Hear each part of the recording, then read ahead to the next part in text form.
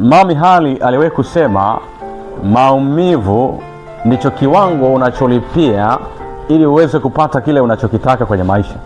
Anasema kukua mara zote huwa kunaambatana na maumivu. Ili mtu aweze kukua kwenye level moja kwenda level nyingine, lazima atakutana na vikwazo.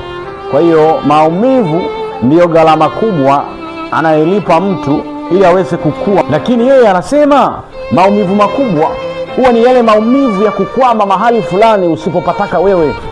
Yaani unakwama mahali ambapo kutarajia kuwa. Hayo ndio maumivu makubwa zaidi. Tafiti zinaonyesha kwamba moja ya majuto makubwa ambayo wengi huwa wanayajutia, hasa watu wakifika katika umri wa uzee, huwa wanasema natamani kama nisingekubali kukwama mahali nisipopataka. Natamani kama ningeamua kuazimia, natamani kama nisingekubali kukwama mahali nisipopataka mimi. Kwa sababu nilikuwa na fursa na wakati wa kufanya nilipokuwa bado nina nguvu. Issue ni kwamba hakikisha haukwami mahali usipopataka wewe.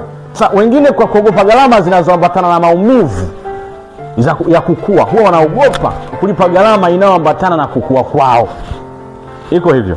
Ninaamini kuna mtu amenielewa.